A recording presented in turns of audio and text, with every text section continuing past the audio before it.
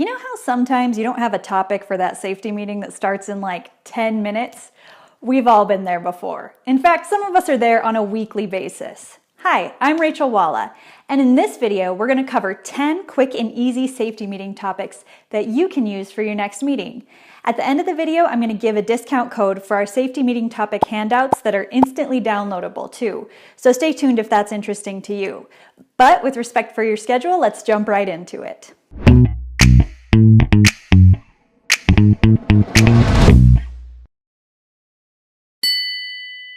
Safety meeting topic number 1, personal protective equipment. This is so easy to put together last minute. So what you do is you go over what PPE is required, where it's required, and then go through each specific type of PPE and talk about what this is actually supposed to protect against. Because I've been on lots of job sites where people say, hey, we don't even know why we're wearing hard hats here, or why do I have to use this glove over this glove?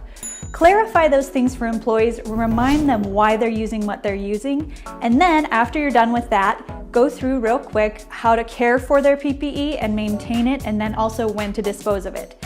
It's super easy, you can throw it together in like 5 minutes. Safety meeting topic number 2, noise and hearing conservation. Now, according to the National Institute of Occupational Safety and Health, occupational hearing loss is the #1 most common occupational illness across the United States.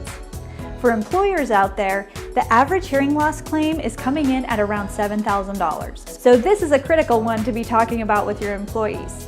What it looks like in a safety meeting is just go over where hearing protection is required, what hearing protection is required, and how to properly use hearing protection. Safety meeting topic number 3, slips, trips, and falls. Now this is one that everybody knows, everybody's heard 100 times, but according to the CDC, 26% of non-fatal workplace injuries are slips, trips, and falls. So clearly we're kind of missing something here. What I like to go over with employees are a few things that maybe they haven't thought about in a while. For instance, your shoes. Check out your shoes. If you're wearing worn safety shoes, often the treads aren't going to be as good, you're going to be more likely to slip. The positive thing is worn safety shoes are also worn in and you're used to the fit. So if you're wearing new safety shoes, you actually run a risk of not really knowing how these shoes are going to fit. Often people may catch their toe on a stairway or something like that. So if you have new ones, give yourself a few days to break them in and be a little bit extra careful during those days. Also, remind people of the housekeeping hazardous areas around the workplace.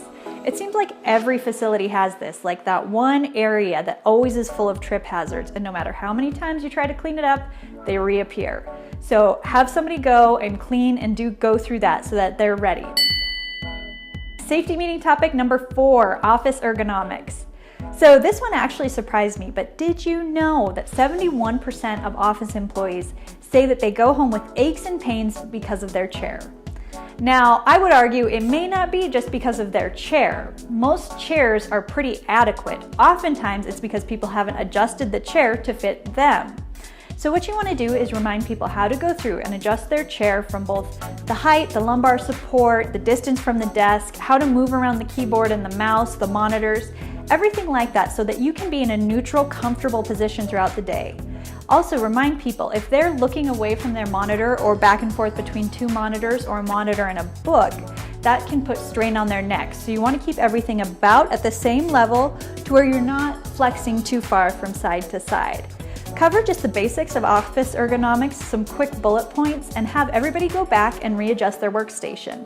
This can save you a lot in claims like carpal tunnel, neck issues, aches and pains, all those types of things that actually lower production and make employees go home at the end of the day more tired than when they arrived. So that's a great one to cover. Safety meeting topic number 5, fire extinguisher use. This one's an oldie but a goodie. So first things first, go through and remind everybody of the different fire extinguisher types and what they're used for. That way people can check and make sure that they have the correct fire extinguisher for their work area. Next, talk about the pass method. Remember, it's pull the pin, aim the nozzle, squeeze the handle, and sweep from side to side at the base of the flames. Also, remind everybody, only fight fire if it's about at the incipient stage, which is around the size of an office trash can. Safety meeting topic number 6, defensive driving.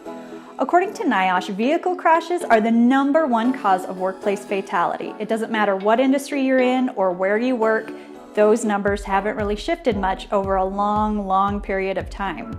So it's a really good thing to remind your employees about defensive driving. Take a few minutes and cover just the rules of thumb that are super important when it comes to vehicle safety.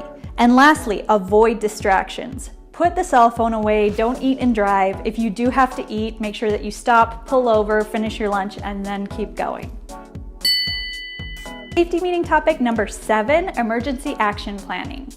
Now, when it comes to being prepared for emergencies, most people in the case of an emergency will revert to what they know. If they don't know what to do, that may be reverting to panic, and that is a bad day.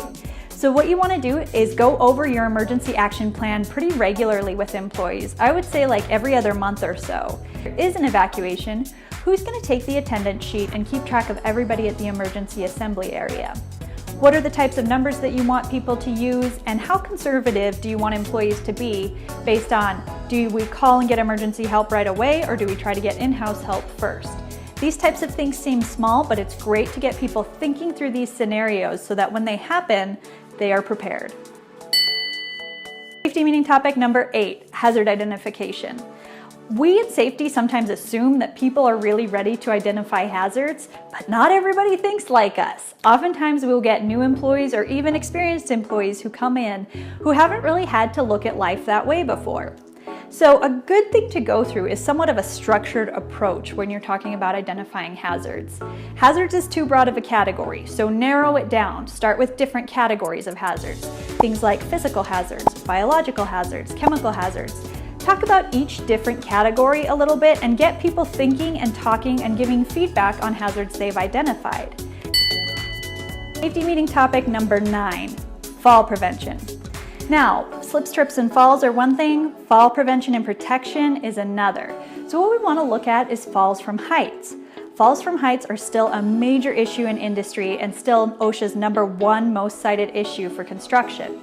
So what you want to do is take a minute to talk about the difference between fall restraint and fall arrest and how you want people to adapt to either one. Also, a lot of times what I see when I review fall protection plans is employees haven't really thought through the whole setup of their harness, their lanyard, and their anchor point. And when we account for stretching factors, is that actually going to be enough, or is there still a chance that they could fall and hit the ground? Let's say you've got an employee wearing their full fall protection setup, doing everything right. They slip and they fall, and they're hanging in their harness. Now, emergency experts say that you get about 15 minutes of time in that harness before the lack of circulation can result in serious nerve damage.